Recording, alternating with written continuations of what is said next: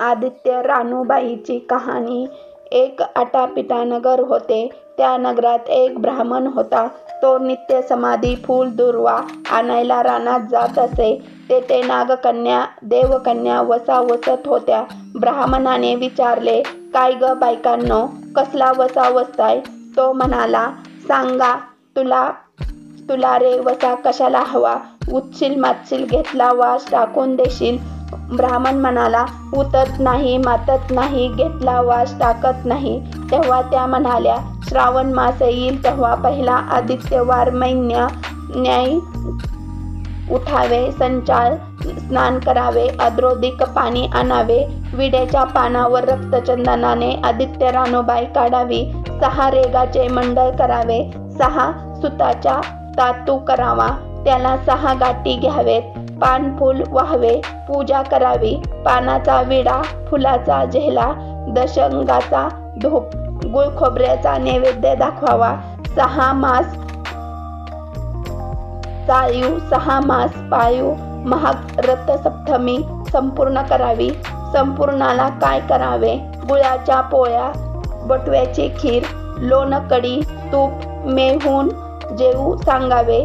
असेल तर चिरचोळी घ्यावी, नसेल तर जोड गरसुरी घ्यावी, ते नसेल तर 2 पैसे दक्षिणा द्यावे आणि आपले वशाचे उद्यापन करावे. असा वसा ब्राह्मणाने केला. त्याला सूर्यनारायण प्रसन्न झाला.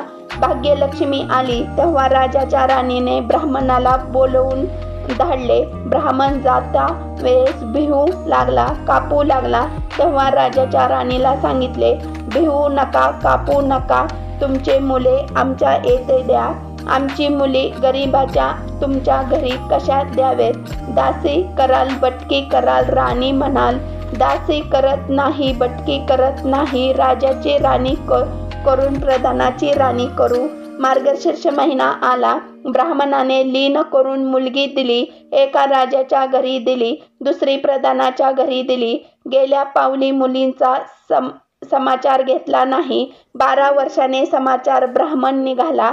राजाच्या घरी गेला. लेकीने बसायला पाट दिला, पाय धुयाला पाणी दिले. बाबा बाबा गुळ खा, पाणी प्या. गुळ खात नाही, पाणी पित नाही. माझी कहाणी करायची आहे ते तू ऐक. तुझी कहाणी ऐकायला मला वेळ नाही. राजा परिधानाला जाणार आहे, त्याला जेवायला उशीर होईल. तोच त्याचे मनात राग आला. तेथून निघाला, प्रधानाच्या घरी गेला.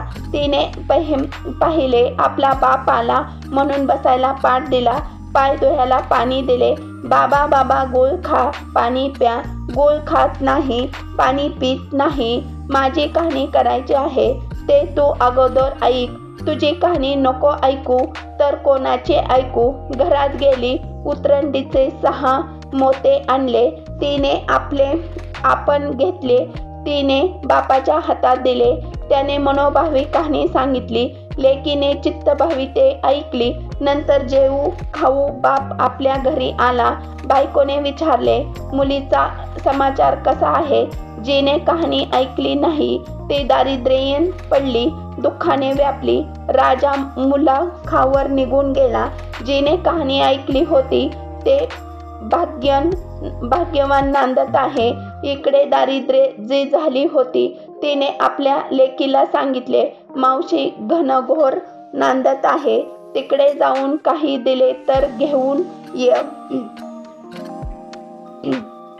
पहिली आदित्यवार पहिली मुलगा उठला. तळ्याच्या पाळी जाऊन उभा राहिला. अग दास्यांनो, तुम्ही दासी कोणाच्या? आम्ही दासी प्रधानाच्या. राणीला जाऊन सांगा, तुमच्या बहिणीचा मुलगा आला आहे. कसा आला आहे? तळ्याच्या पाळीला उभा राहिला आहे. परसदराने घेऊन या, परसदरांना घेऊन या. आल्या नाहू माकू घातले, पितांबर नेसायला दिले, जेवू खाऊ घातले, कोहळा पोखरला, होन मोहोरा भरला, वाटेस आपला जाऊ लागला. तो सूर्यनारायण मळेच्या रूपाने आला. हाताची कोहळा काढून नेला. घरी गेला. आईने विचारले, काय रे बाबा? मावशीने काय दिले? दैवी दिले. कर्माने नेले, कर्माचे फळ पुढे उभा राहिले. मावशीने दिले होते पण स्वर्ग गेले. पुढे दुसऱ्या आदित्यवारी दुसरा मुलगा गेला. तळ्याच्या पाळी जाऊन उभा राहिला. अग दास्यांनो, तुम्ही दासी कोणाच्या? आम्ही दासी प्रधानाच्या. राणीला निरोप सांगा. त्यांनी सांगितला. मग प्रधानाच्या राणीने त्याला घरी नेऊन नाहू माकू घातले, पितांबर नेसायला दिले, जेवू खाऊ घातले, काठी पांघरून होना मोहराने भरलून दिले. बाबा ठेवू नको, विसरू नको, जतन करून घरी घेऊन जा म्हणून सांगितले. वाटेत सूर्यनारायण गुरराखेच्या रूपात आला. हाताची काठी काढून घेतली. घरी गेला. झालेली गोष्ट राणीला सांगितली. दैव दिले ते सर्व कर्माने नेले. पुढे तिसरा आदित्यवार तिसरा मुलगा गेला. तळ्याच्या पाळी उभा राहिला. त्याला पहिल्यासारखे प्रधानाच्या घरी नेऊन नाहू माकू घातले, पितांबर नेसायला दिले, जेवू खाऊ घातले, नारळ पोखरून होन मोहराने भरून दिला. ठेवू नको, विसरू नको म्हणून सांगितले. घरी जाताना विहिरीत उतरला. तो गडबडून विहिरीत पडला. घरी गेला. आईने विचारले, काय रे बाबा, मावशीने काय दिले? अग आई, मावशीने दिले पण दैवाने ते सर्व बुडवले. चौथा आदित्यवार चौथा मुलगा गेला. तळ्याच्या पाळी उभा राहिला. त्यालाही प्रधानाच्या राणीने घरी नेऊन नाहू माकू घातले, पितांबर नेसायला दिले, जेवू खाऊ घातले. त्याला दह्याची शिदोरी होना मोहोरा घालून बरोबर दिला. सूर्यनारायण घराच्या रूपाने आला. हाताची शिदोरी घेऊन गेला. घरी गेला. आईने विचारले, काय रे बाबा, मावशीने काय दिले? आई, मावशीने दिले पण दैवाने ते सर्व नेले. पाचव्या आदित्यवार आपण उठला. तळ्याच्या पाळी उभा राहिला. दासीने तिचा निरोप तिच्या बहिणीला सांगितला. बहिणीने तिलाही परसदराने घरी नेले. नाहू घातले, माकू घातले, पाठायचे बसायला दिले. प्रधानाची राणी आदित्यवारीची कहाणी करू लागली. काय वसा करतेस तो मला सांग. बहीण म्हणाली, अग चंडाळने पापणी बापाची कहाणी ऐकली नाहीस म्हणून तुला दारिद्र्य आले. राजाच्या राणीने विचारले, याला बहिणीच्या घरी राहिलास, श्रावणास आला. सांगितल्याप्रमाणे सूर्यनारायणाची पूजा केली. इकडे राजाला भाग्य आले. राजाने बोलून धाडले, मावशी मावशी, तुला छत्र आली, चामर आली, पाईक आली, परावर आली. मला रे पापणीला छत्र कुठले, चामर कुठले, पाईक कुठले, कोठले, परावर कोठे? बाहेर जाऊन दाराशी बघतात तो राजा बोलून आला आहे. राजा आला तशी घरी जायला निघाली. एकमेकांना बहिणीने आहेर केला. वाटेने जाऊ लागले. पहिल्या मजलेत स्वयंपाक केला. राजाला वाढले, मुलांना वाढले, आपले पान काढून वाढून घेतले. तो कहाणीची आठवण झाली. का रे हा कार पिठा रे डोंगरा, नगरात कोणी उपाशी आहे का, याचा शोध करा. तुझ्या बहिणीची कहाणी ऐकून मला काय फळ, माझे पोट भरले पाहिजे असे म्हणून तो राणीकडे आला. तशी 6 मोत्या राणीने घेऊन तिने त्याला दिले. तिने आपल्या हातात ठेवले. मनोभावी कहाणी सांगितली. चित्तभावी त्याने ऐकली. त्याचे लाकडाची मोळी होती, ती सोन्याची झाली. तो म्हणाला, बाई बाई, कहाणी ऐकल्याचे एवढे फळ, मग वसा घेतल्यास काय फळ? काय वसा आहे तो मला सांगा. तुला रे वसा कशाला हवा? उठशील मातशील, घेतला वास टाकून देशील. उतत नाही मातत नाही, घेतला वास टाकत नाही. तेव्हा वसा सांगितला. पुढे दुसऱ्या मजल्यास गेले.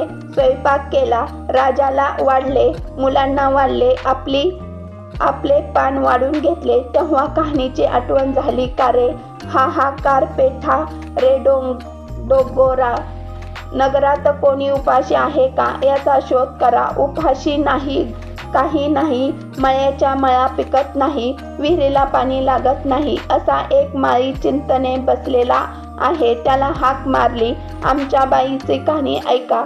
तो आला. राणीने 6 मोत्या घेऊन तिने आपण घेतली. तिने मळ्याला दिली. राणीने कहाणी मनोभावी सांगितली. चित्तभाऊ मळ्याने ऐकली. मळ्याचा मळा पिकू लागला. विहिरीला पाणी आले. तो म्हणाला, बाई बाई, कहाणी ऐकल्यावर एवढे फळ, मग वसा घेतल्यास काय फळ?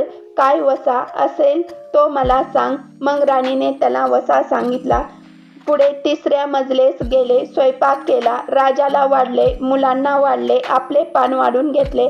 तेव्हा कहाणीची आठवण झाली. का रे हांकार पिठा रे डोंगोरा, नगरात कोण उपाशी आहे का याचा शोध करा. उपाशी नाही, काही नाही. एक म्हातारी, तिचे एक मुलगा वनात गेला होता, एक डोहात बुडला होता, एक सर्पाने खाल्ला होता. त्यामुळे चित्तक्रांती बसली होती. तिला म्हणाले, आमच्या बाईची कहाणी ऐकू. ती म्हणाली, कहाणी ऐकून मी काय करू? मी मुलांसाठी रडत आहे. बरे येते. मग ती राणीकडे आली. राणीने पहिल्याप्रमाणे तिला कहाणी सांगितली. तिच्या चित्तभाव ऐकली. तिचा मुलगा वनात गेला होता, तो आला. डोहात बुडला होता, तो आला. सर्पाने खाल्ला होता, तो आला. ती म्हणाली, बाई, कहाणी ऐकल्यास हे फळ, मग वसा घेतल्यास काय फळ? कसा काय वसा तो मला सांग. मग राणीने तिलाही वसा सांगितला. पुढे 4थ्या मजलेस गेली, स्वयंपाक केला, राजाला वाढले, मुलांना वाढले, आपले पान वाढून घेतले. तेव्हा कहाणीची आठवण झाली. करा रे हे अहंकार पिठा रे डोंगोरा, नगरात कोणी उपाशी आहे का याचा शोध करा. उपाशी नाही, काही नाही. कणा डोळा माशाचा गोळा होत नाही. पायी नाही असा एक मनुष्य रस्त्यामध्ये होता. त्याच्या अंगावर तांब्याभर पाणी ओतले. पालता होता तो उताना केला. 6 मोती होते. त्याने मोते त्याच्या बिंबीवर ठेवले. तिने मोत्या आपण घेतल्या. राणीने मनोभावी कहाणी सांगितली. तिने त्याला ऐकली. त्याला हात पाय आले. ध्येय दिव्य झाला. तो म्हणाला, कहाणी ऐकल्यास एवढे फळ, मग वसा घेतल्यास काय फळ? काय वसा तो मला सांगा. मग राणीने त्याला वसा सांगितला. 5व्या मुक्कामाला घरी आले. स्वयंपाक केला. सूर्यनारायणाला जेवायला आले. 7 दरवाजे उघडले. लोह गंगाळे पाणी तापवले. पड्रास पक्कत्र जेवायला केले. 50 पक्वान जेवायला केले. सूर्यनारायण भोजनाला बसले. त्याला पाहिले. पहिला घास केस लागला. ते म्हणाले, अग कोणाच्या पापणीचा केस आहे? राजाच्या राणीला 12 वर्ष दारिद्र्य आले होते. तिने आदित्यवार वळचणी खाली बसून केस विचारले. काळ चावळ ढोईचा केस. वळचणीचे कांडी डाव्या खांद्यावरून वेशी बाहेर टाकून दे. राजाच्या राणीला सूर्यनारायणाचा कोप झाला. त्यास कोणालाही होऊ नये. ब्राह्मणाला मोळी, वाक्याला राजाच्या राणीला, मळ्याला म्हातारीला, कोण डोळा मासाचा गोळा. इतक्यांना जसा सूर्यनारायण प्रसन्न झाला तसा तुम्ही आम्ही आहो ही साठी उत्तराची कहाणी 5 उत्तरी सुफल संपूर्ण.